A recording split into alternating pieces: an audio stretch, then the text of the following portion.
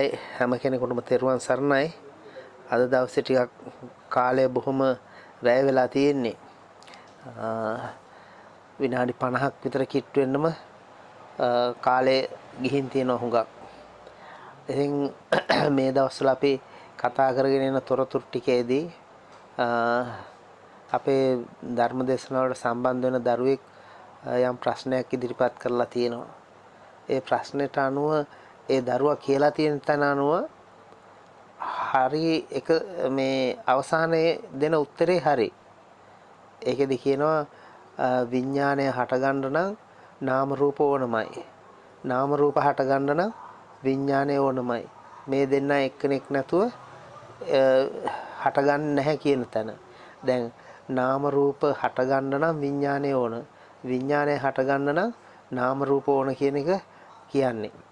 එතකොට ඕනෝන්ට උපකාරයෙන් තමයි මේ විඥාණය නැති වුණොත් නාම රූපයට පැවැත්මක් නැහැ. නාම රූපය නැති වුණොත් විඥාණයට පැවැත්මක් නැහැ. අන්න එහෙම එතන ඒ කියපු තොරතුරු ටික ග්‍රහණය වෙලා තියෙනවා. ඊට කලින් අහන ටිකක් තියෙනවා. ඒක පැහැදිලි නෑ අර වොයිස් එකක් එවලා තියෙන නිසා අපිට තේරුම් ගන්න අමාරුයි. එතනදී කියන්න තියෙන්නේ මෙහෙම එකක්. මට තේරිච්ච විදිහට දැන් අර යමක් හඳුනා ගන්න ස්වභාවය ගැන කතා කරලා තියෙනවනේ. ඒකෙදි මුලින්ම කියන තොරතුරු ටිකේ ඒක මුල් අදියරට අයිති ටිකක්. ඒ ටික අපි පහු කරගෙන ගියා නේද? මෙතෙන් එනකොට මේ පෙනීම සම්බන්ධ කතන්දරයක් ගන්න බෑ. හොඳද? දැන් ඒවා ඔක්කොම අවසන් කරගෙන අපි අවිල්ලා තියෙන්නේ. දැන් ජරා මරණ දුකට විසඳුම හොයාගෙන යනකොට අපට හම්බුනේ නේද? ජරා මරණ දුක කියලා දෙයක් අපේ ජීවිතේට එනවා. එතකොට ජරා මරණ කියනකොට මේ එතන කියන සියලුම දුක් ටික ඒකට විසඳුම හොයනකොට ඒක විසඳන්න බැරි තැනක් හම්බුනානේ අපට. මොකද්ද? ඉපදීම කියන කාරණාව හේතුව නිසා, ඒ හේතුව නිසා එන ඵලයක් මේක. එහෙමනම් අපට මේ ඉපදීම අවසන් කරන්න, ජරා මරණ දුක අවසන් කරන්න බෑ අපට ඉපදින තාක්කල්. එහෙමනම් ඉපදීම අවසන් වෙන්න ඕන. එතකොට අපට හම්බුණා ඉපදීමට හේතුව භවය නේද? එතකොට භවයට හේතුව උපාදාන. උපාදාන වලට හේතුව තණ්හාව. තණ්හාවට හේතුව වේදනාව. වේදනාවට හේතුව ස්පර්ශය. ස්පර්ශයට හේතුව ආයතන. ආයතන වලට හේතුව නාම රූප කියලා අපට හම්බුණා. ඊළඟට නාම රූප වලට හේතුව විඥානය කියලා හම්බුණා. එතකොට දැන් අපි මේ ටික ඔක්කොම පහු කරගෙන ඇවිල්ලා දැන් අපට මේ ජරා මරණ දුකට හේතුව හැටියට හම්බෙලා තියෙන්නේ නාම රූප විඥාන කියන ධර්මතාවය නේද? එහෙමනම් ඒ හම්බ වෙච්ච ධර්මතාවය ගැන තමයි දැන් අපේ කතාව තියෙන්නේ නේද? එතකොට ඔන්න ඔය කාරණාව තමයි අපට පිරිසිදු කරගන්න තියෙන්නේ දැන්. එතකොට දැන් ආය අපට හේතුවක් හම්බුනාට පස්සේ මෙන්න මේ නාම රූප දෙකේ නාම රූප නිසානේ ආයතන ගැන හම්බුනේ. ආයතන නිසානේ පෙනීම ගැන. දැන් ඒවා ඔක්කොම අපි අවසන් කරගෙන ඇවිල්ලා තියෙන්නේ. එතකොට දැන් නාම රූප වලටත් හේතුව හම්බෙනවා විඥානය කියලා. නේද? එහෙනම් දැන් විඥානය අත්දැකීම. එහෙනම් විඥානය අවසන් කරන්න බෑ. විඥානයත් හේතුවක් නිසා හටගන්න එක. මොකද්ද කියලා හොයලා බලනකොට නාම රූප හේතුවෙන්.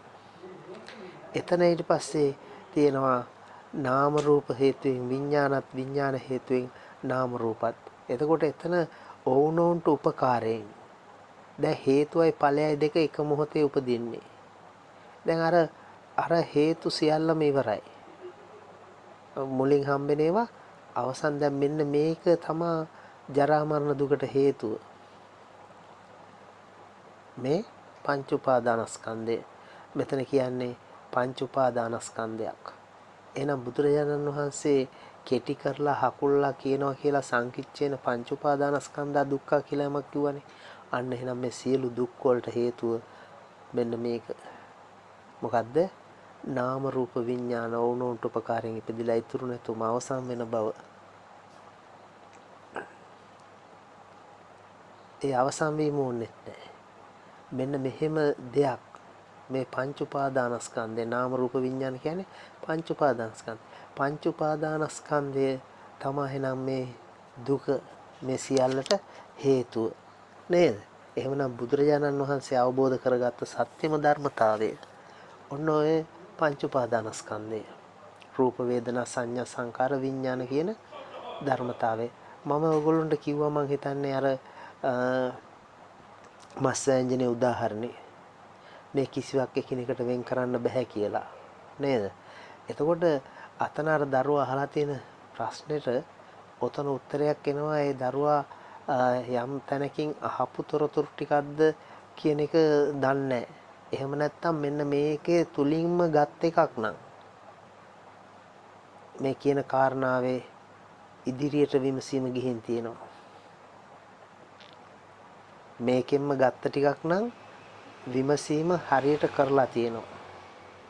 මේක මෙනෙහි කරන එක යෝනිසෝ මානසිකාරය කියන එක වෙලා තියෙනවා. හැබැයි වෙන කොතනින් හරි ගත්ත තොරතුරක් නම් තොරතුර හරි කියන තොරතුර හරි ඒක වෙන කොහෙන් හරි ගත් එකක් නම් විමසලා ගත් එකක් නෙමෙයි. තමන් විමසලාම ගත් එකක් නම් හරි. ඔන්න ඔතෙන්ද කියනවා රූපකායේ අධිවචනයත් නාමකායේ පටිඝ සම්පස්සයත්. ඒ කියන්නේ මෙන්න මෙහෙම දෙයක් වෙනකොට අපට ඉස්සරහා දකින්නකොට මේ විඥාණයෙන්ම මෙහෙම එකක් මවලා දෙනවා නේද? ඇහැට හම්බෙන්නේ වර්ණ සටහන. නමුත් අපට විඥාණයෙන් මෙහෙම එකක් දෙනවා. මේ රූපයක් කියලා පාටක් හරි කියලා මොනවා හරි කියලා දෙනවා කියලා තමයි කියන්නේ. එහෙම ටිකක් කියවෙනවා. එතකොට ටීවී එක කියලා බලනකොට ටීවී එක කියලා හැඟීම හදලා දෙන්නේ මේ විඥාණයෙන් නේ ස්වාමීනාස කියලා කියනවා. ඔතන ඔහොම එකක් තියෙනවා මහා නිදාන සූත්‍රයේ. මෙතනදී ඒකෙත් ඔන්න ඔය ක්‍රමයටම බුදුරජාණන් වහන්සේ අරන් ගිහින් මෙහෙම ජරා මරණ දුකට හේතු ඔහොම අරන් ගිහින් මෙතන කියනවා නාමකායේ පටිඝ සම්පස්සේ රූපකායේ අධිවචනය කියලා ඔන්න ඔය නාම රූප විඥාන කියන තැනට ගෙනල්ලා ඒ තොරතුරු ටික කොහෙන් හරි අහපු එකක්ද එහෙම නැත්නම් මේ දේශනාව තුළ විමසලා ආපු ටිකක් නම් විමසීම හරියටම කරලා තියෙන. ඒකයි මම කියන්නේ ඔයගොල්ලන්ට මේක නුවණින් විමසලා බලනකොට ඔයගොල්ලන්ට මේට වැඩිය අර්ථ ටිකක් එන්න ඕන. ඔයගොල්ලෝ අහලා දැනගන්න වචන ටික නෙමෙයි. දැන් මම නොකියපු වචන ටිකක් නෝය ප්‍රකාශ වෙලා තියෙන්නේ. ඒක කායෙන් හරි අහගත් එකක්ද නැද්ද කියන්න මම දන්නේ නැහැ. අහගත්තත් ඒ කියලා තියෙන තොරතුරු නිවැරදි. ඒ කියපු කෙනා කියලා තියෙන තොරතුරු නිවැරදි. ඒකේ වැරද්දක් නැහැ. ඒක රුවනේ මැසේජ් එකකින් හරි දාන්න එක අහලා තිබ්බ එකක්ද නැත්නම් විමසන කොට ආපු දෙයක්ද කියන එක. ඒකයි මගෙන් අහලා තියෙන්නේ මෙන්න මෙහෙම දෙයක් නේද ස්වාමීන් වෙන්නේ. ඒක හරිද? එහෙම තමයි මේ ධහම විමසගෙන යනකොට සම්මුඛව ඒක අහන්න බලන්න ඕන. නේද? විමසගෙන යනවා නම් ඔන්න ඔය විදිහට ඕගොල්ලොන්ට එනවා. තමන්ගේ අවබෝධය වුණත් අහන්න සිද්ධ වෙනවා. ඒ නිසා මම අර ඕගොල්ලොන්ට පොඩ්ඩක් කියන්නේ විමසන්නේ වාගේ කියන එකක් කියලා කියන්නේ ඒ නිසා. නේද? එතකොට මොකද්ද රූපකායේ අධිවචනය? නාමකායේ පටිඝ සම්පස්සේ කියන දෙකත් මම මෙතනින්ම කියලා ඉවර කරන්න. නැත්තම් මේක කොයි මොහොතේ හරි කියන්න ඕන තොරතුරක්. හොඳද? ඕගොල්ලෝ දේශනාව විමසලා නැත්තම් නුවණින් විමසලා නැත්තම් ආයෙත් මේ ඇහෙන තොරතුරු ටිකක් වචන ටිකක් පමණක් බවට පත් වෙනවා. අලුතෙන් දෙයක් දැනගත්ත බවට පත් වෙනවා. තොරතුරු ටිකක් එකතු වෙච්ච බවට. මේවා විමසලා බලලා එන්න ඕන උත්තර. නේද? මේ දේවල් කියලා දෙන්න ඕන. නමුත් දේශනාවක විමසීම තුළින් තමයි Tamanට අවබෝධ වෙන්නේ. නැත්තම් ඒක විමසුවේ නැත්තම් බාහ්‍ය දාර්ශීරිලට වුණත් නේද? දිත්තේ දිත්ත මත්තන් කියනකොට ඊතුරු දහම් කාරණා ටික ඔක්කොම ගැළපීලා එන්නේ ඒ අයගේ විමසීම නිසායි නේද? ඒ වාගේ විමසන්න ඕන. දැන් ඔයගොල්ලොන්ට විමසන්න කියන්නේ සියුම්ම කරලා උපරිම බෙදලා වෙන් කරලා තමයි මේ කියලා දෙන්නේ. ඉතින් එහෙම කියලා දෙන එක ඕගොල්ලොන්ට පොඩි දෙයක් විමසලා මේ කාරණා ටික ගලපලා බලන එක එකිනෙකට මේ සත්‍යයක්ද කියන එක නේද? ඔව් එහෙම විමසලා බලන්න කියලා මම නැවතත් මතක් කරන්නේ තමන් දේශනාව අහන එක නෙමෙයි. ඒක නුවණින් විමසන්න ඕන තමන්ගේ පැත්තට හැරිලා. එතකොට තමා එන්නේ මේවා. එතකොට මේ රූපකාය අධිවචනය කිව්වේ. දැන් අර දරුවා කියලා තිබ්බනේ වර්ණ සටහන අපට හම්බ වෙනවා ඇහැට හම්බෙන්නේ වර්ණ සටහන. නමුත් මේ විඥානයේ විසින් අපට මෙහෙම එකක් දෙන්නේ. දැන් ටීවී එක කියලා බලනකොට ටීවී කියලා හැඟීමක් දෙන්නේ විඥානේ.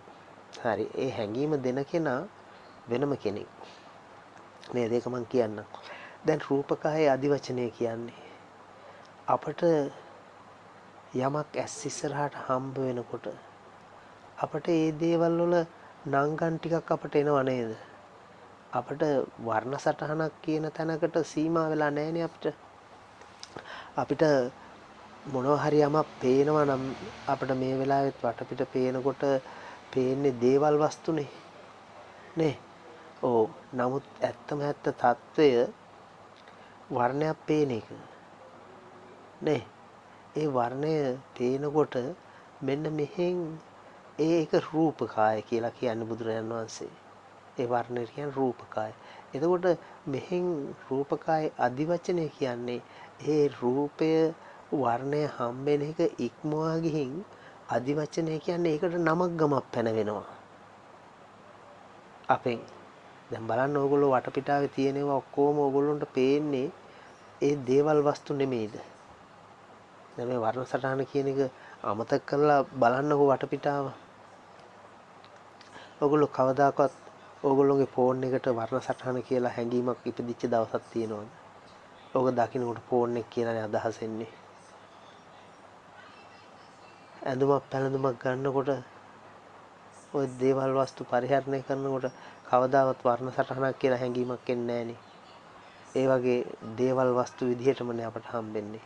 ඔන්න ඕකට තමයි කියන්නේ රූපකායේ අධිවචනය කියලා. රූපේට නංගම් පැනවීම. රූපේට නංගම් පැනවීම. සත්‍යම ස්වභාවයේ වර්ණය පේන්නේ. නමුත් ඒක ඉක්මවා ගිහින් නංගම් ටිකක් පැනවෙනවා. ඕකට කියනවා රූපකායේ අධිවචනය. මොකද්ද නාමකායේ පටිඝ සම්පස්සේ? ওই දෙක තමයි වෙන්නේ. දැන් හොඳයි. ඕගොල්ලන්ට මම කියනවා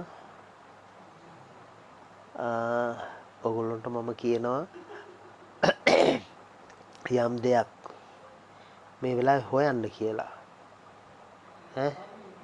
ඔයගොල්ලෝගේ ගෙදර තියෙන යම් දෙයක් මම හොයන්න කියනවා ඔයගොල්ලන්ට. ඔයගොල්ලෝ ආසන්නේ මේ වෙලාවේ නැහැ කියලා හිතන දෙයක් මම කියන්නේ. නේ?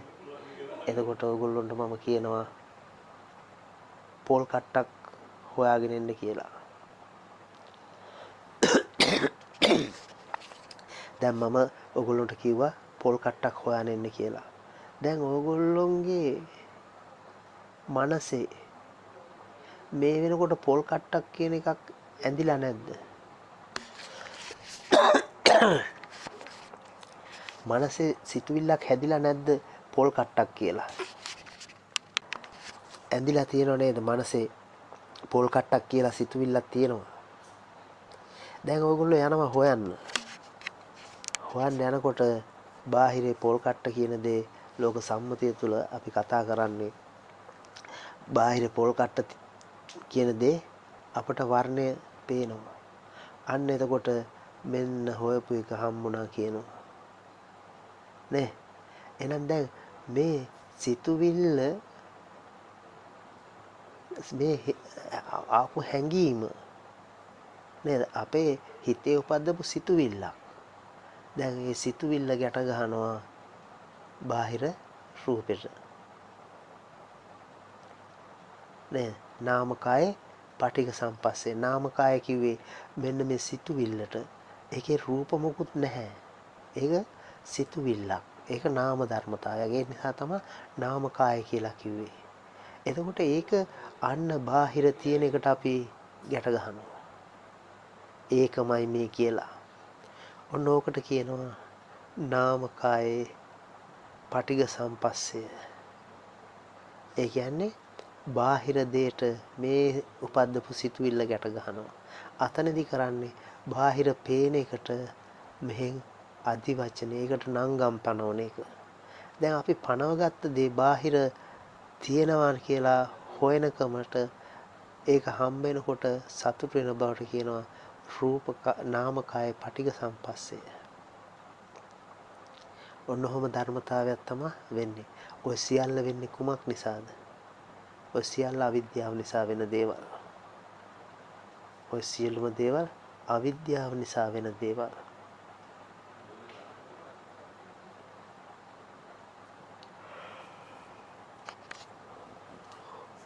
දැන් ඔයගොල්ලෝ ෆෝන් එකේ ඩිස්ප්ලේ එක ඔන් කරගන්න. ඔන් කරගෙන ඉහළට යන්න. අර මම දාපු chart එකක් තියෙනවා. ඒක හොයාගන්න.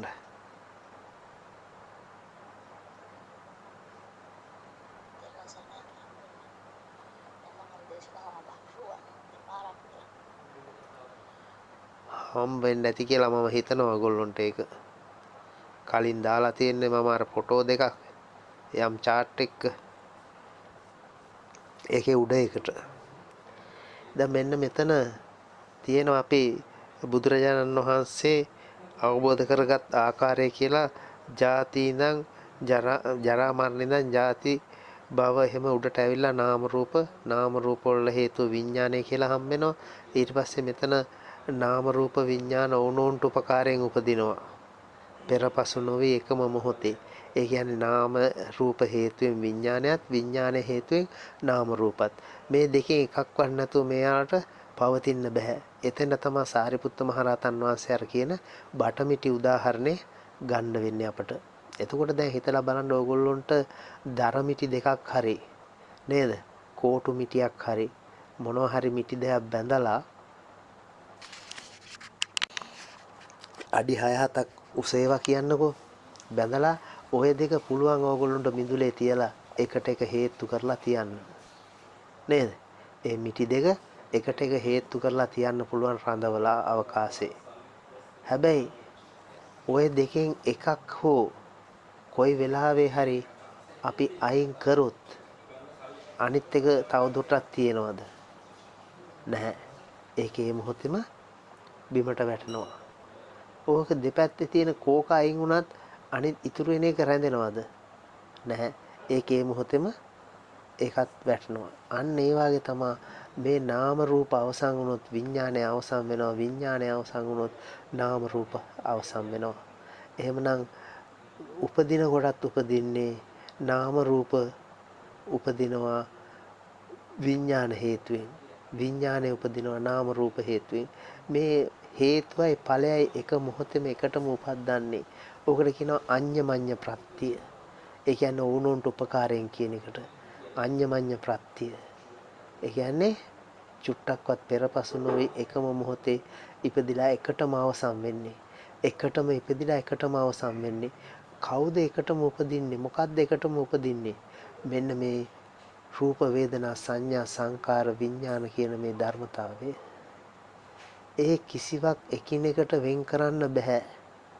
ඒ කිසිම දෙයක් මේ එකක්වත් රූපේවත් වේදනාවත් සංඥාවත් සංකාරේවත් විඥානේවත් මේ පහෙන් කවමදාකවත් වෙන් කරන්න බෑ. වේදනාව කියලා යමක් තියෙනවා නම් ඒතන ඉතුරු 4 දෙනත් ඉන්නවා. රූපේ කියලා යමක් අපි කතා කරනවා නම් එතන රූපේ කියලා කතා කරන්න බෑ. රූපයක් ගැන කතා කරන්න බෑ. එතන 5 දෙනාම ඉන්නවා. දැන් ඔන්න අපි වෙනම තැනකට ඇවිල්ලා ඉන්නේ. හොඳට මේ ටික තේරුම් කරගන්න මේ ටික දේශනාව 10 පාරක් හරි අහලා ඕගොල්ලෝ මේ කියන අර්ථය විමසලා බලන්න. එතකොට අපට සංඥාවක් කියලා දෙයක් උපදිනවා නම් සංඥා කියමුණාද රූප සංඥා, සද්ද සංඥා, ගන්ධ සංඥා, රස සංඥා, පොට්ටබ්බ සංඥා, ධම්ම සංඥා කියලා සංඥා හයක් ගැන අපි කතා කරනවා නම් එහෙනම් සංඥාව කියන තැන අපට හම්බෙන්නේ සංඥාවක් නම් ඔන්න මුලා වෙලා ඉන්න තැන. අද අපට සංඥාවක් කියලා යමක් හම්බ වෙනවා නම් මේ වෙන් කරන්න බැරි ධර්මතාවයෙන් මේ පස් දෙනාගෙන් එක්කෙනෙක් අපි වෙන් කරගෙන එක්කෙනෙක්. එහෙනම් කවදාකවත් ඒක වෙන් වශයෙන් ගන්න පුළුවන් දෙයක් නෙමෙයි. සංඥාව කියලා යමක් උපදිනවා නම් එතන රූප වේදනා සංකාර විඥාන කියන ඊතුරු හතර දෙනක් ඉන්නවා. සංකාරය කියලා යමක් ගන්නවා නම් එතන ඉන්නවා රූප වේදනා සංඥා විඥාන කියන ඊතුරු හතර දෙනක්. රූපේ කියලා යමක් අපි ගන්නවා නම් එතන වේදනා සංඥා සංකාර විඥාන කියන හතර දෙනා ඉන්නවා. විඥාන කියලා අපි කතා කරනවා විඥානයක් ගැන විඥානයක් කියලා මොනවා හරි තොරතුරක් ගන්නවා නම් එතන විඥානේ තනියම නෑ. තව ඊතුරු හතර දෙනා ඉන්නවා නාම රූප කියන රූප වේදනා සංඥා සංකාර කියන හතර දෙනා එතන ඉන්නවා. ඒ හතර දෙනා නැතුව කවදාකවත් එක්කෙනෙක් උපදින්නේ නැහැ. අද අපට මේවා වෙන් වශයෙන් තමයි අවිල්ලා තියෙන්නේ. නමුත් කවමදාකවත් වෙන් කරන්න බැරි ධර්මතාවයක් මේ. එහෙමනම් දැන් ඕගොල්ලන්ට පැහැදිලි වෙන්න ඕන. ඕගොල්ලන්ට අර්ථ ටික යන්න ඕන. එහෙනම් කවමදාකවත් අපට රූප කියන දෙයක් හම්බෙලා නැහැ. වේදනා කියන දෙයක් හම්බෙලා නැහැ. සංඥාවක් කියන දෙයක් හම්බෙලා නැහැ. සංකාරයක් විඥානයක් කියන දෙයක් අපට හම්බෙලා නැහැ. මෙච්චර කාලයක් හම්බුනේ අවිද්‍යාව තුල.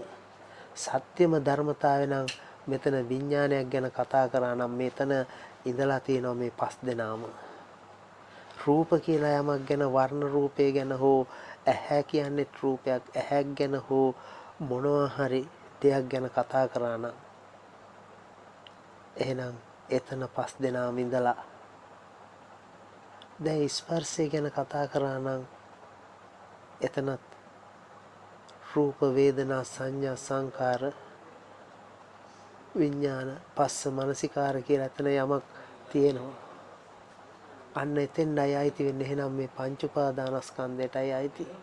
දැන් අපට වේදනාව කියලා යමක් වෙන් කරගන්න පුළුවන් ද ස්පර්ශය නිසා. වේදනාව කියලා සැප වශයෙන් හෝ දුක් වශයෙන් හෝ මධ්‍යස්ථ වශයෙන් හෝ මොන යම් ආකාරයකින්වත් අපට ගන්න පුළුවන් ද දැන් වේදනාව කියන එක? බෑ. එතන ඉන්නවා අනිත් හතර දෙනා. ඔය යාළුවෝ හතර දෙනා නැත්තම් මෙයා තනියෙන් කවමදාකවත් ඉන්නේ නැහැ. ඔන්න ඔච්චරයි වෙන ධර්මතාවය. එහෙනම් දැන් ආය අපට කියන්න බෑ රූපයක් ගැනවත් වේදනාවක් ගැනවත් සංඥාවක් සංකාරයක් විඥානයක් ගැන කතාවක් නැහැ. මෙතන පස් දෙනෙක්මයි ඉන්නේ. හැම වෙලාවෙම මෙයාගේ සහයට ඉන්නවා හතර දෙනෙක්. ඔය කවුරු අපි වෙන් කරලා ගන්න හැදුවත් එයාගේ සහයට හතර දෙනෙක් ඉන්නවා. එහෙනම් ඒ පස් දෙනාමයි ඉන්නේ. එහෙනම් තව දුරටත් කතා කරන්න පුළුවන් ද අපට වෙන වශයෙන්? බෑ. ඔන්න සත්‍ය ධර්මතාවය. පංච උපාදානස්කන්ධයක් ඇරෙන්න වෙන මොකුත් නැහැ. පංච උපාදානස්කන්ධයක්මයි. ඒකත් පෙර නොතිබීම ඕනෝන්ට උපකාරයෙන් ඒ මොහොතේ ඕනෝන්ට උපකාරයෙන් පෙර නොතිබීම ඒ මොහොතේ හට ගන්නවා. හැබැයි ඒ උපකාරය අවසන් වෙනකොට ඉතුරු නැතුවම අවසන් වෙලා යනවා. දැන් අවසන් වුනේ නැත්තම් පෙර නොතිබීම කියන්න පුළුවන්ද? පෙර තිබුණා නම් ඒ මොහොතේ තියෙන්න ඕන. දැන් අතීතේ කියලා පැනවීමක් කරන්න බෑ. පෙර එහෙම දෙයක් තිබුණා. නමුත් මේ වෙලාවේ ඒක නැහැ. මේ වෙලාවේ අලුතෙන් වර්තමාන මොහොතේ අලුතෙන් ආයෙත් පංච උපාදානස්කන්ධයක් උපදින්නේ. ඒක ඒ මොහොතේම නිරුද්ධ වෙලා ගිහින් ආයෙත් අලුතෙන් උපදිනවා. ඔන්න ඔය පංච උපාදානස්කන්ධේ තමයි දුක. දැන් අර සියලු දුක් රසට හේතුව වෙලා තියෙන්නේ ඔය පංච උපාදානස්කන්ධය. ඔකට තමයි දුක්ඛාරි සත්‍ය කිව්වේ. එහෙනම් දුක්ඛාරි සත්‍ය තියෙන්නේ අපට අඳුනා ගන්න. නේද? දුක්ඛාරි සත්‍යයි අවසන් කරන්න තියෙන්නේ. අන්න අර දරුවා අහලා තිබ්බ එකේ තිබුණා. එහෙනම් මෙන්න මේක නේද මේ පංච උපාදානස්කන්ධය නේද අවසන් කරන්න ඕන කියලා. ඔව්. ඒක අවසන් කරන්න නම් තව තොරතුරු අපිට ගොඩක් කතා කරන්න වෙනවා. ඕක දැන් අපි කොහොමද අවසන් කරන්නේ? අපිට ඒක අවසන් කරන්න ඕන කිව්වට අවසන් කරන්න පුළුවන්ද? අපේ ජීවත් වෙනවා කියන සැබෑම අත්දැකීම ඔය පංච උපාදානස්කන්ධය.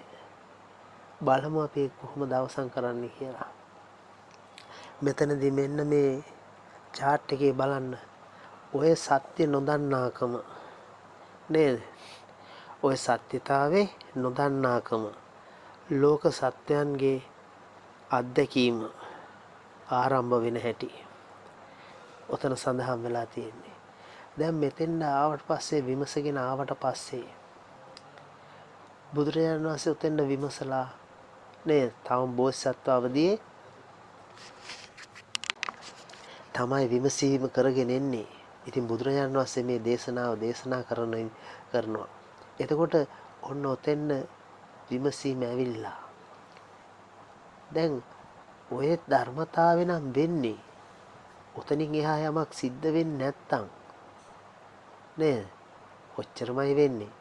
නාම රූප උපකාරයෙන් විඥානයත් විඥානයේ උපකාරයෙන් නාම රූපත් දෙක එකටම ඉපදිලා එකටම අවසන් වෙලා යන ධර්මතාවයක්. ඒක පමණයි සිද්ධ වෙන්නේ.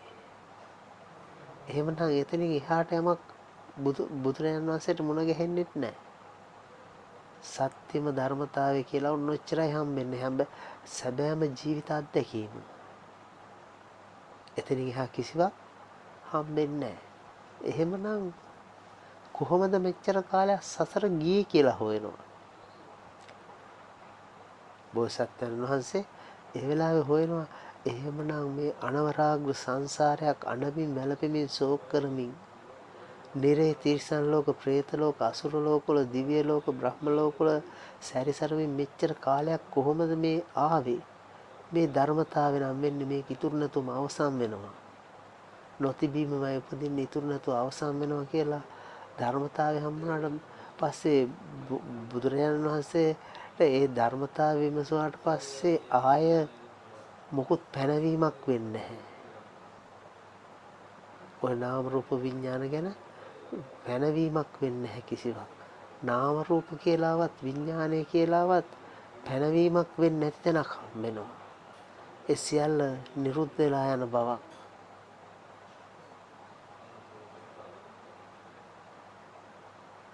එහෙමනම් එහෙම ධර්මතාවයක් නම් වෙන්නේ කොහොමද සසර මෙච්චර කාලයක් ආවේ කියලා හොයලා බලනවා. මේ සසරේ මෙච්චර කාලයක් ආවේ මේ සත්‍ය ධර්මතාවය නොදන්නාකම නිසා. මේ සත්‍යම ධර්මතාවය නොදන්නාකම නිසා.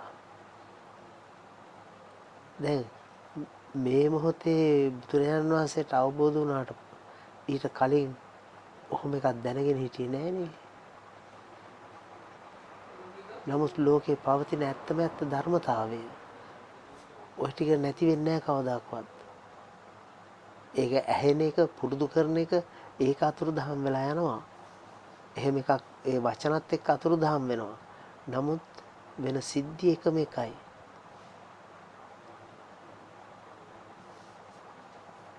පංච උපාදානස්කන්ධයක් ඉපදිලා අවසන් වෙන බවමයි වෙන්නේ. ඒ ධර්මතාවය එකයි. ඒක වෙනස් වෙන්නේ නැහැ කවදාකවත්. හැමෝටම පොදු ධර්මතාවයක්.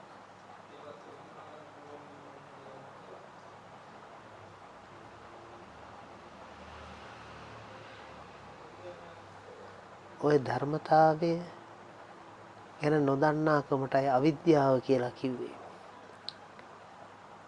ඊට පස්සේ බුදුරජාණන් වහන්සේ දේශනා කරන්නේ මෙන්න මේ සත්‍ය ධර්මතාවේ නොදන්නාකම. ඒකට බුදුරජාණන් වහන්සේ දේශනා කරා අවිද්‍යාව කියන වචනේ. එහෙනම් දැන් මෙච්චර කාලයක් ඕගොල්ලෝ අවිද්‍යාවක් ගැන කතා කරන්න ඇති. කතා කරන ඇත්ත නොදන්නාකම කියලා කිව්වා. මොකද්ද සත්‍යම ධර්මතාවය? මේ පංච උපාදානස්කන්ධයක් ඕනෝන්ට උපකාරයෙන් ඉපදිලා ඉතුරු නැතුවම අවසන් වෙලා යන බව දන්නේ නැතිකමයි අවිද්‍යාව.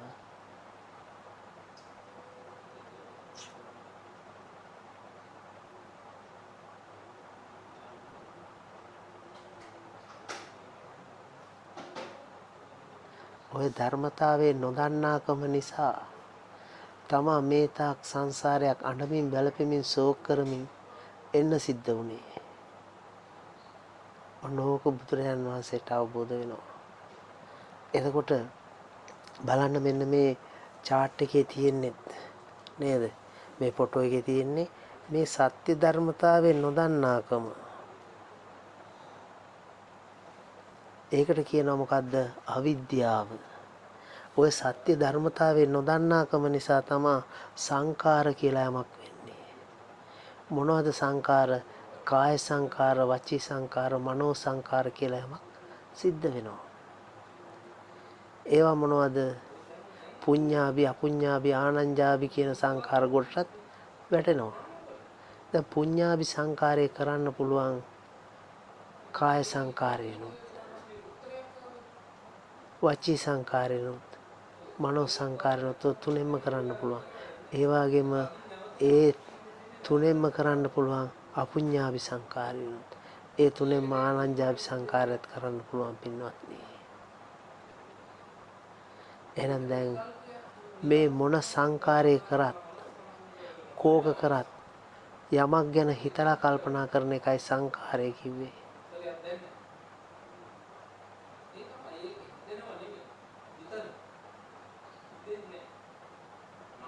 එහෙනම් බලන්න අවිද්‍යාව පත්‍ය සංකාර. ඒ කියන්නේ අවිද්‍යාව කියුවේ මේ සත්‍ය ධර්මතාවයේ නොදන්නාකමට. එහෙනම් මේ හිතීම් කීම් කිරීම් සියල්ලම මොනවද? මේ පංච උපාදානස්කන්ධයක් ඉපදිලා අවසන් වෙන බව නොදන්නාකම නිසාමයි. දැන් නැවත මොකද්ද වෙන්නේ? මෙන්න මෙතන නව කර්ම සකස් වෙනවා. පුරාණ කර්මයේ හේතුවෙන් තමයි පංච උපාදානස්කන්ධයක් ඉපදිලා අවසන් වෙන එකක් වෙන්නේ.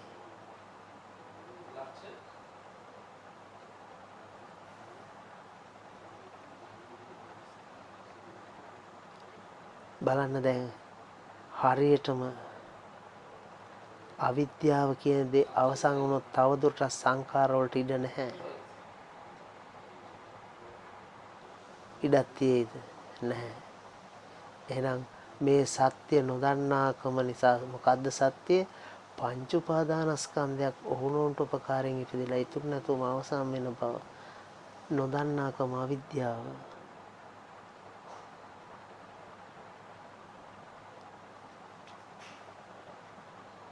ඒ අවිද්‍යාව නිසා මෙන්න හිතන කල්පනා කරන එක. දැන් කාය සංකාර කියනකොට ඉරියව් පවත්තන එක කියලා තමයි කියන්නේ පින්වත්නි. නමුත් ඉරියව් පවත්තනවා කියන්නේ කොහොමද? මම කල්නුත් ඔයගොල්ලන්ට කියලා තියෙනවා. නමුත් මේ වෙලාවේ කරලා බලන්න. මේක මේ වෙලාවෙම ඔප්පු කරගන්න නම් මේ වෙලාවේ කරලා බලන්න.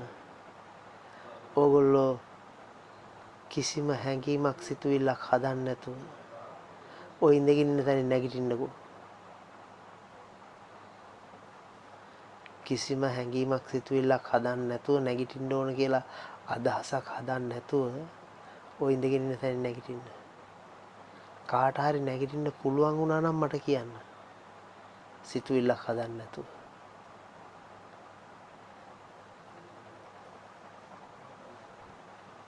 එහෙමනම් බලන්න හිටගෙන බලන්න ඉඳ ගන්න පුළුවන්ද කියලා සිතුවිල්ලක් හදන්න නැතුව. ඔයගොල්ලෝගේ අත් කකුල් එහාට මෙහාට කරන්න පුළුවන්ද බලන්න සිතුවිල්ලක් හදන්න නැතුව. හැබැයි අපි මෙච්චර කාලයක්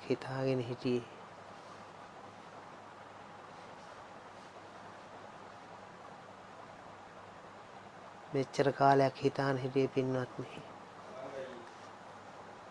අපි මේ කරන ක්‍රියාවල් ඇත්තක් වශයෙන් සියලු දේ. නමුත් දැන් අපට අතක්වත් උස්සන්න බෑ හැඟීමක් සිතුවිල්ලක් හදන්න නැතුව. ඇහි පිල්ලමක්වත් ගහන්න බෑ.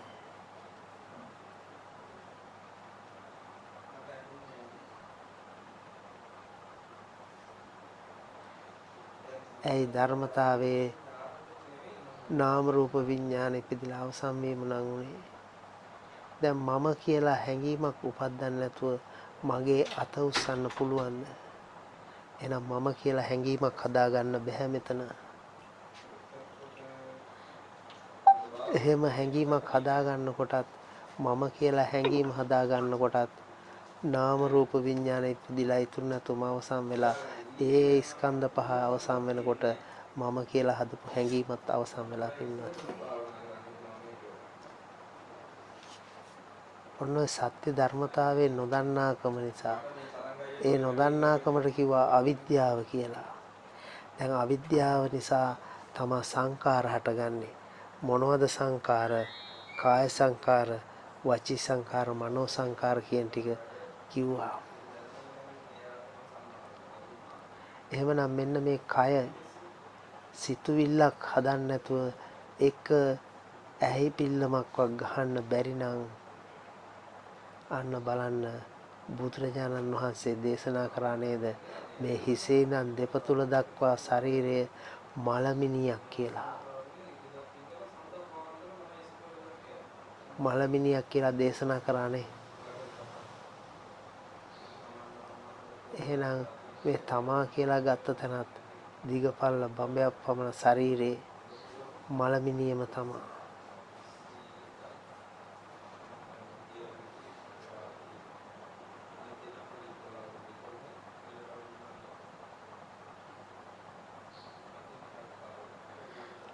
ඒ මලමිනියට කවමදාකවත් චලනය වෙන්න බෑ. දැන් මෙන්න කාය සංකාරය කියලා මේ ඉරියව් පවත්වන්න හදන හැඟීම් සිතුවිල්ල නිසා මේක චලනය වෙනවා. ඒ හදන සිතුවිල්ලට අනුව අන්නේ හදන සිතුවිල්ලයි පින්වත්නි කාය සංකාරය. නැත්තම් ඉරියව් පවත්වන එක නෙමෙයි. ඉරියව් පවත්වන්න හදන හැඟීම සිතුවිල්ල කාය සංකාරය. දැන් වචී සංකාර කිව්ව මොනවද? වචන පිට කරන එක. බලන්න වචන පිට කරන එකද කියලා බලමු අපි. හොඳයි මේ වෙලාවේ බලන්න ඕගොල්ලොම උත්සාහවත් වෙලා ඕගොල්ලෝ යම් වචනයක් පිට කරන්න ඕගොල්ලන්ට මතක තියෙන වචනේ අපි කියමු බුදුරජාණන් වහන්සේ කියන වචනේ පිට කරන්න බලන්න හැඟීමක් සිතුවිල්ලක් හදන්න නැතුව. දැන් බුදුරජාණන් වහන්සේ කියලා කියන්න ඕන කියලා හැඟීමක් සිතුවිල්ලක් හදන්න නැතුව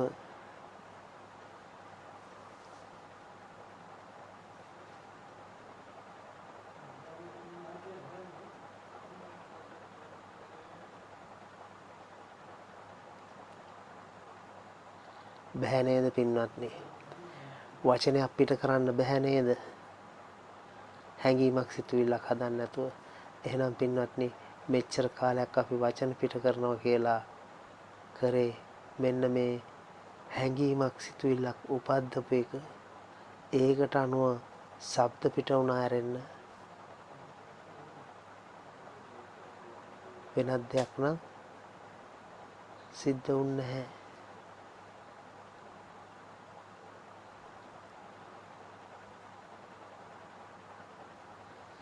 ඔන්න ඔය වචී සංකාර කියන එකත් පින්වත්නි සත්‍ය නොදන්නාකම නිසා. මොකද්ද සත්‍ය? පංච උපාදානස්කන්ධයක් ඉතුරු නැතුවම අවසන් වෙලා යනවා කියලා නොදන්නාකම නිසා හදාගත්ත හැඟීම් සිතුවිල්ලක්. දැන් මනෝ සංකාර කිව්වේ මනෝ සංකාර කිව්වේ පින්වත්නි ඔන්න ඔය හදන හැඟීම් සිතුවිලි ටිකටම තමයි. මේ සිතුවිලි උපදින එක නොඑක් දේවල් හිතන එක ඒවා හිතන කල්පනා කරන බව. ඒවා මනෝ සංකාර.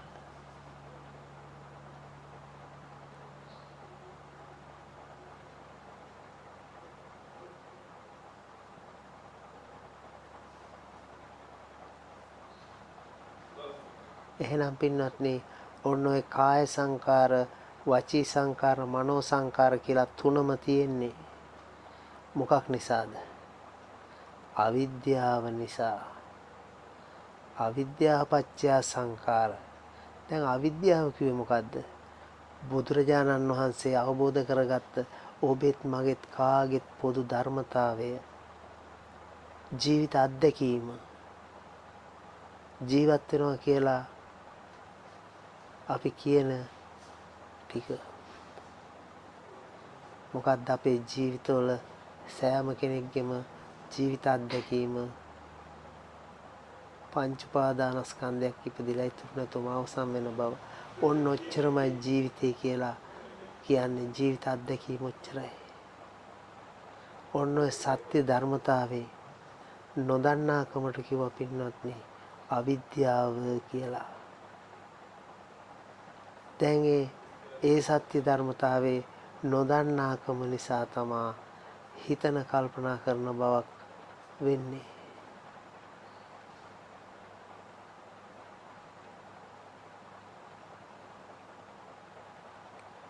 මොකද්ද මේ හිතන කල්පනා කරන එක? ඒකට කිව්වා සංකාර. කාය සංකාර, වචී සංකාර, මනෝ සංකාර කියලා. තව තියෙනවා පුඤ්ඤාභි සංකාර, අපුඤ්ඤාභි සංකාර, ආනඤ්ඤාභි සංකාර කියලා. මේ තුන මේකටත් ඇතුල් වෙනවා. එහෙනම් දැන් නැවත අවිද්‍යාව පත්‍ය සංකාර. සංකාර කිව්වේ හැඟීම්, සිතුවිලි උපදිනකම.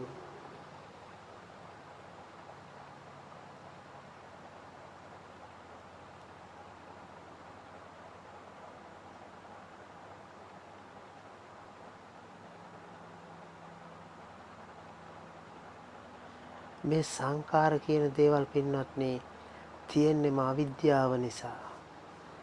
දැන් ඒ අවිද්‍යාව නිසා ඇති වෙන සංකාරය නිසා හිතන කල්පනා කරන ස්වභාවය. එතකොට මේ කාය සංකාරය නේද? වචී සංකාරය, මනෝ සංකාරය කියලා මේ මොනවා හෝ සංකාරයක් තියෙනවා නම් පින්වත්නි සංකාර කිව්වේ මොනවද? හැඟීම්, සිතුවිලි.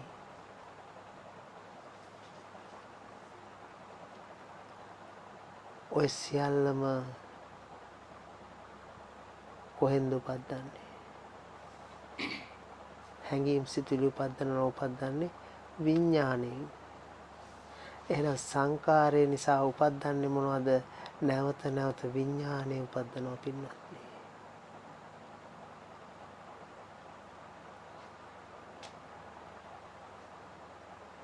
ඒ විඥාණය ඉපදුනොත්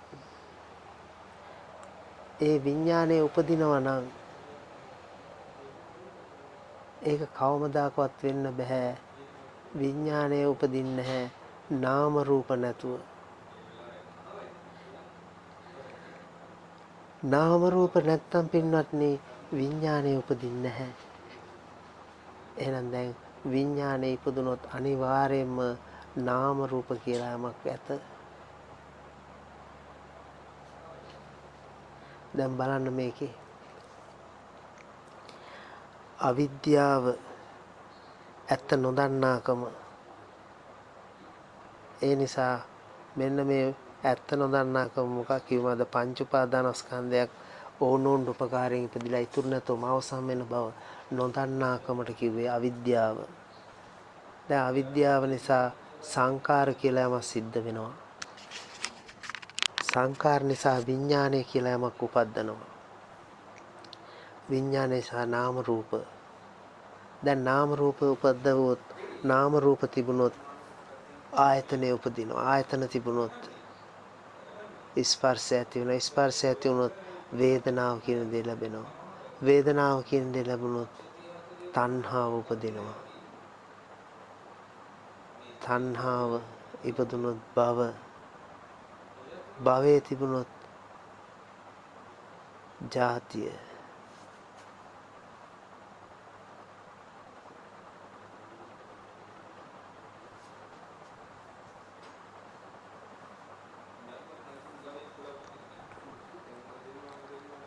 එහෙමනම් ජාතිය තිබුණොත් පින්වත්නි ජරා මරණ දුක තියෙනවා. ඔන්න බුදුරජාණන් වහන්සේ අවබෝධ කරගත්ත ක්‍රමේ පින්වත්නි. අපි මෙච්චර කාලයක් පටිච්චසමුප්පාදයක් ගැන කතා කරා. අවිද්‍යාව පත්‍ය සංකාර සංකාර පත්‍ය විඥාන කියලා හොම ජරා මරණ දුකට. ඊට පස්සේ අනිත් පැත්තට කතා කරා. ඒ අවිද්‍යාවම අවසන් වුණොත් සංකාර අවසන් විඥාන අවසන් නොහොම කියලා සමුදයයි නිරෝධයයි දෙක අපි පටිච්චසමුප්පාදේ දැනගෙන හිටියා. පාලියෙනුත් වචන ටික කියනවා. පාලියෙන් ඕක කියනවා. සමහරට පාලි වචනේ සිංහල තේරුම දන්නෙත් නැහැ. ගිරව්වාගේ ඔය කියව හිටියා. දැන් පටිච්චසමුප්පාදේ මොකද්ද කියලා අඳුනගත්තද? බුදුරජාණන් වහන්සේ හොයාන ගියට ජරා මරණ දුකේ ඉඳන් ඉහළට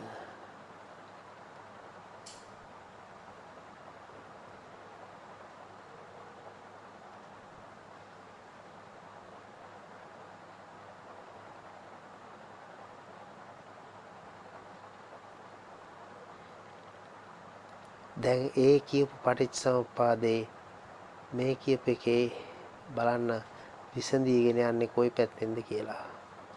ඕගොල්ලොන්ට බලන්න පුළුවන් මේ කියපු ටිකෙන්. එහෙනම් දැන් අවිද්‍යාව නිසායි මේ සේරම. අවිද්‍යාව කිව්ව මොකද්ද? පංච උපාදානස්කන්ධයක් ඉපදිලා අවසන් වෙනවා කියන ධර්මතාවය නොදන්නාකමටයි.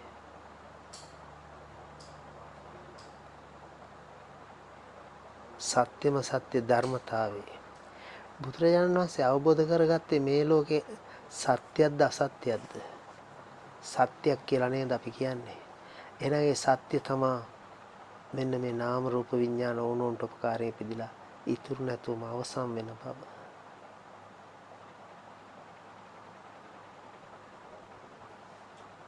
ඔන්න අවබෝධ කරගත්ත සත්‍ය.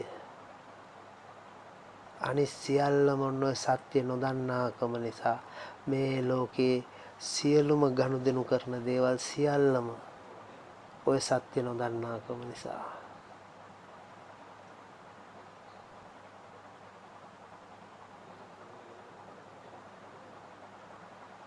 දැන් දැනගත්තා. මොකද්ද? පටිච්චසමුප්පාදේ නිරෝධයයි සමුදයයි දෙකම ඔයගොල්ලෝ. නිරෝධය තමයි මේ වම් පැත්තේ තියෙන හොයන ගියපුවාම සියලු ජරා මරණ දුකේ නිදහස අවසානයේ මෙන්න මේ පංච උපාදානස්කන්ධය. පංච උපාදානස්කන්ධය තමයි දුක්ඛාරි සත්‍ය හැටියට හඳුනාගත්තේ.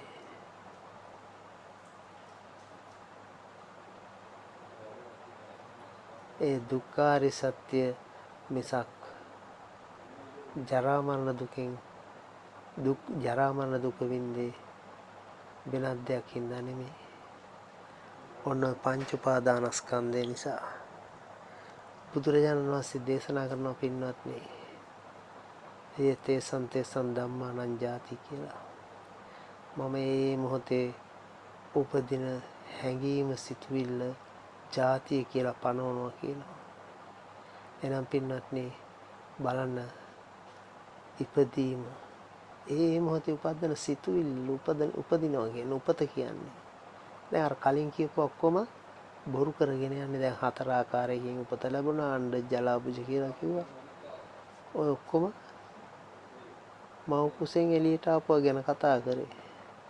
දැන් මෙතනදී කතා කරන්නේ ඒ මොහොතේ උපදින සිතුවිල්ලයි ජාතිය කියලා පනවන්නේ. එහෙනම් දැන් මේ මොහොතේ හදන හැඟීම සිතුවිල්ල තමයි පින්වත්නි ජාතිය උපත ඉපදීම කියන්නේ.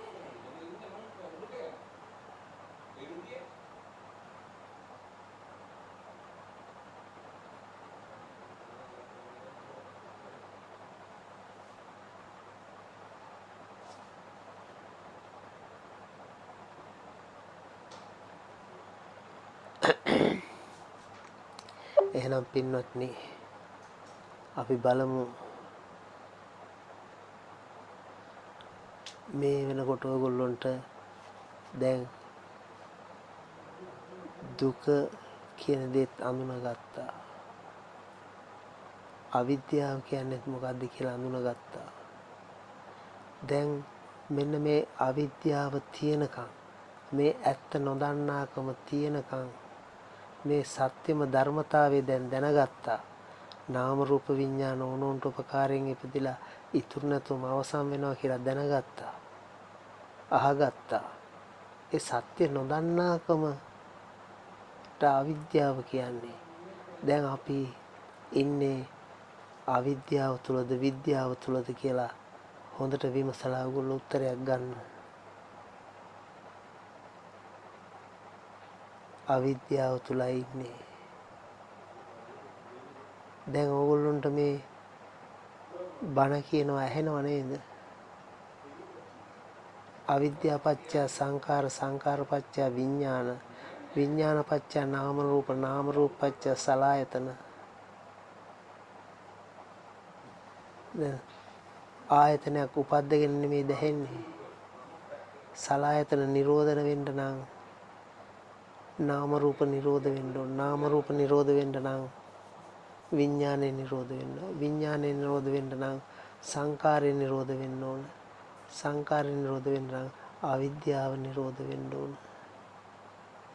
දැන් අවිද්‍යාව තුල ඉඳන් නෙමෙයි දහන්නේ. දැන් සත්‍යම ධර්මතාවය නම් නාම රූප විඥානේ පිළිලා අවසන් වෙනවා නම්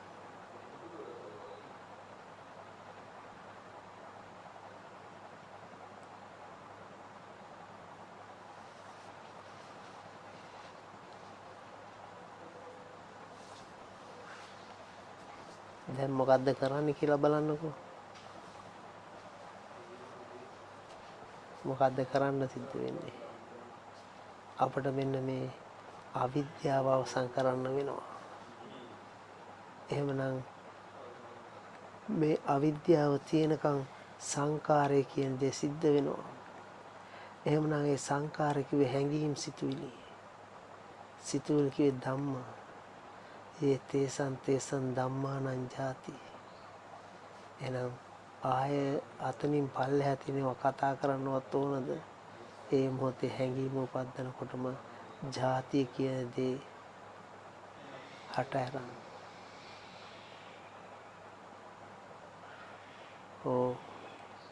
එතන කොහොමද දුක් විඳේ?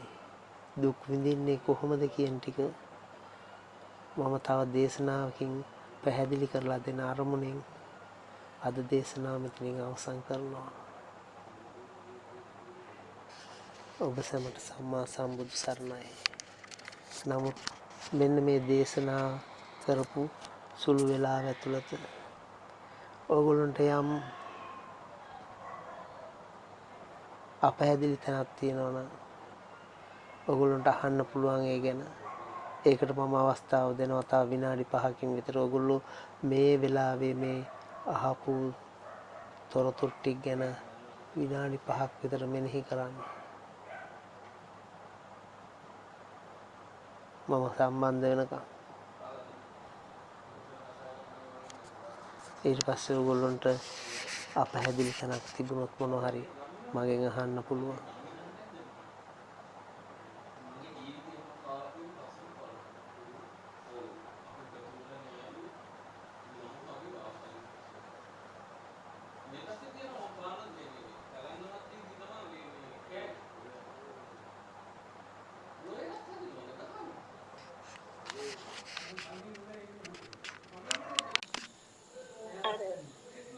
හැඟීමක් සිතුවිල්ලක් උපදින්නේ නැතුව කිසිම දෙයක් සිදු වෙන්නේ කාය සංකාර වචී සංකාර මොනවත් උපදින්නේ නැහැ කියලා කිව්ව ස්වාමීන් වහන්සේ.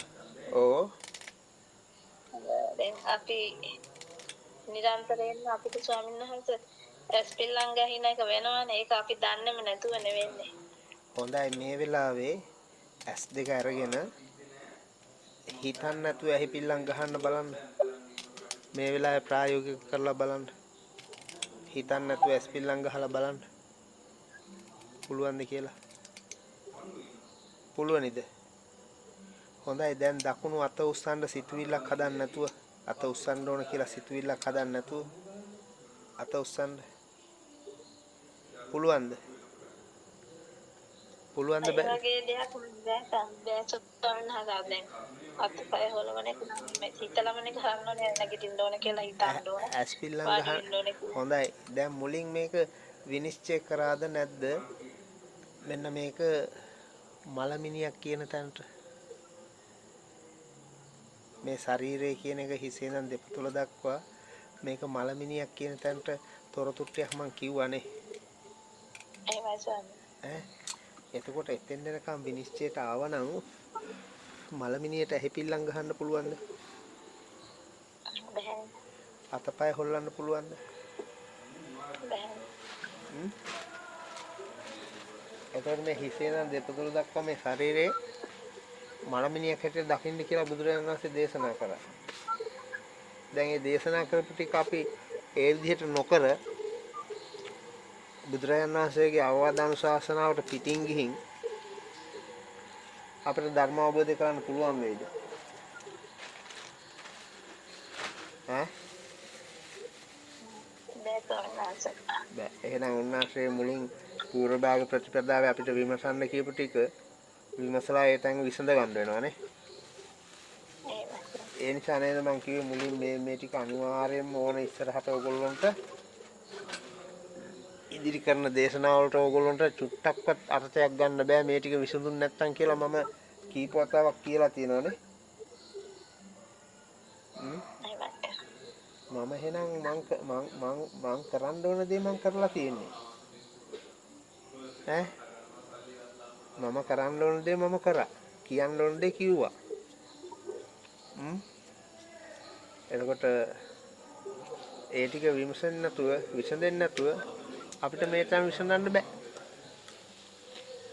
නේ? දැන් මේ ශරීරයේ දශමයක්වත් හොල්ලන්න බෑ අපට හැඟීමක් සිතුවිල්ලක් හදන්න නැතුව. හොඳද?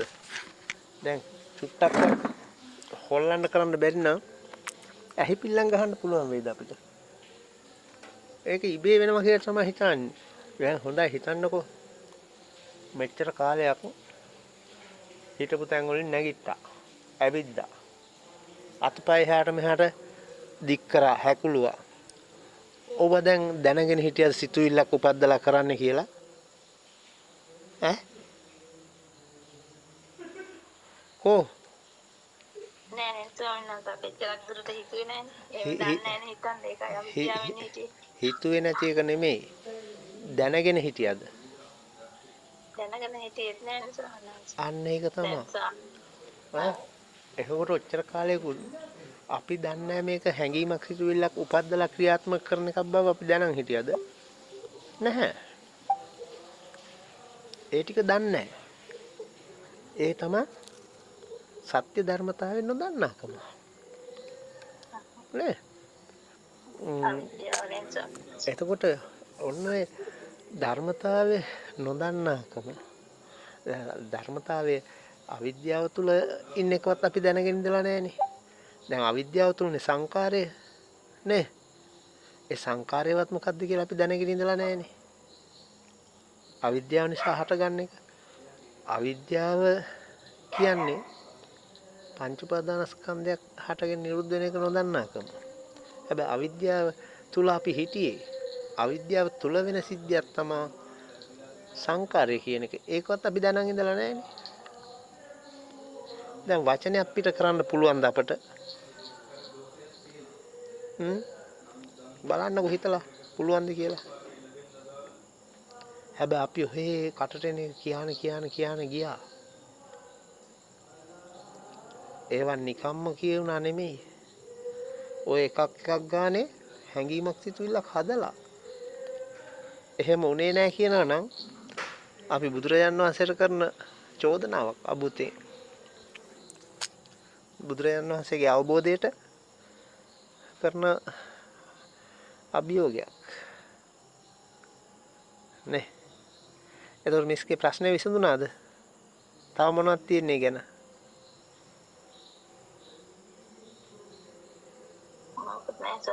මම දැන් හරි එච්චර ගැඹුරට හිතන්නේ නැතුව ස්වාමීන් වහන්සේ දැන් අපි හිතාමත් හැම දෙයක්ම ඇත්තටම හිතාමතානේ වචනයක් කතා කරන්නත් හිතන්න ඕන. හැම ක්‍රියාවක්ම දැන් හිතලා කරන්න ඕන. දැන් අර අපිට නුදැනුවත්වම වෙනවා වගේනේ අපිට දැනෙන්නේ ඒකයි ඒක හරි දැනුවත් නොදැනුවත්කම දැන් අදහස ආවා මේ ටික කියද්දී අතපය හොල්ලන්න සිතුවිලි හදන්න ඕන කියලා. නමුත් ඇහි පිල්ලන් නිකන් ගහනවා කියලා. නේ? නමුත් අතපයවත් හොල්ලපු එක අපි දැනගෙන හිටියද හැංගීම් සිතුවිලි පැද්දුවා කියලා අපි දන්නේ නැහනේ. නේ? හැබැයි හොයලා බලනකොට ඒකටත් හැංගීම් සිතුවිලි හදන්න ඕන. දැන් ඇස් දෙක අරගෙන හැංගීමක් සිතුවිල්ලක් හදන්න නැතුව ඇහි පිල්ලම් ගහන්න නැතුව හිටියොත් එහෙම කීයටවත් කරන්න බෑ. මෙයා බලෙන් හරි සිතුවිල්ලක් හදලා ගහනවා. ඒ වෙලාවෙත් සිතුවිල්ල හදලාමයි. මේක මලමිනිය හා සමානමයි. හොඳයි මිස් ඒ ටික තේරුම් ගත්තා නම් ප්‍රමාණවත්.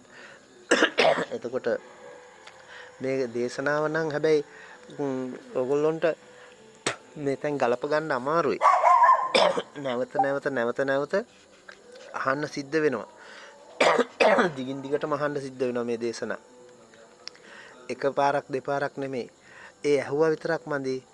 හොඳට විමසලා බලන්න වෙනවා. දැන් අර රුවණී ඊට පස්සේ මැසේජ් එකක් දාලා තියෙනවා.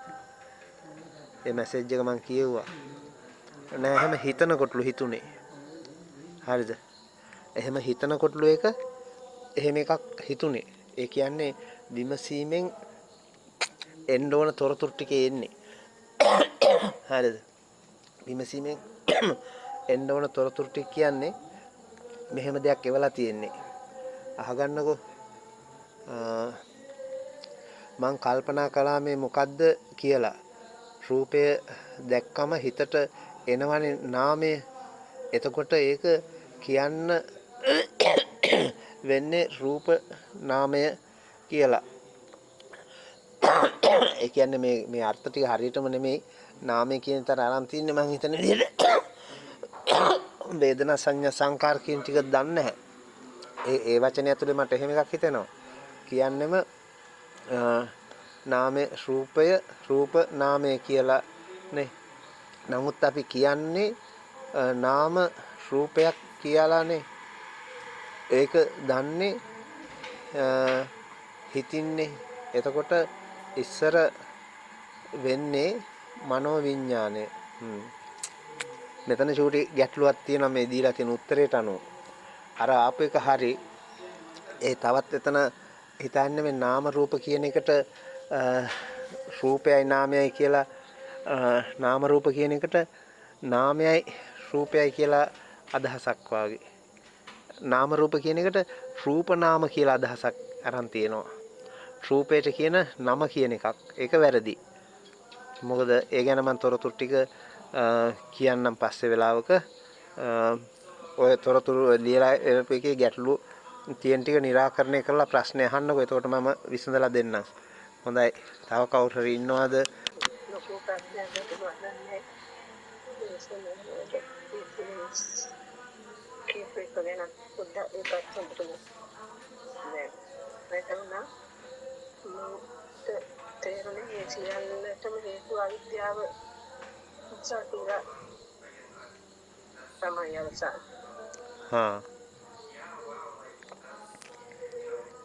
වෙන මොකුත් ප්‍රශ්න ගැටලු නැහැ. දේශනාව නැවත අහලා හරි බලන්න හරියට මේ කියපු අර්ථෙම ඇවිල්ලා තියෙනවද? ඔය වගේ චුට්ටක් හරි මොන හරි තියෙනවද කියලා හොයලා බලලා මැසේජ් එකක් දාන්න මට. දේශනාවේ යන පිළිවෙල පැහැදිලි. එතකොට අපි විදර්ශනාව තුළින් තමයි විමසීම තුළින් තමයි අවබෝධය ලබා ගන්න ඕනේ කියන අදහස ඉන්නේ. ඒකට ඉතින් තව ඉස්සරහට මේක අහලා නිදහසේ මෙනෙහි කරන්න කියන පිටිල්ලේ නිසා. එතකොට විදර්ශනා කරන කොටස මම තව කිව්වේ නැහැ. විදර්ශනා කරන්න තියෙන්නේ මේ තොරතුරු ටික පිරිසිදු වුණාට පස්සේ. මේ තොරතුරු ටික ඔයගොල්ලෝගේ පිරිසිදු වෙනකන් ඕගොල්ලොන්ට විදර්ශනාව කියලා දුන්නට ඒක කරයි. නමුත් ඕගොල්ලොන්ගේ පිරිසිදු වෙන්න ඕන තැන පිරිසිදු වෙන්නේ නැහැ. ඒ විදර්ශනාව කරාට ඒක සාසව කුසල ධම්මා වෙයි. ඒ කියන්නේ ආශ්‍රව සහිත කුසල මානසිකාරයක් බවට පත් වෙනවා ඒක. හොඳද? ඒක නැවත සුගතියක උපදින්න හේතු වෙනවා.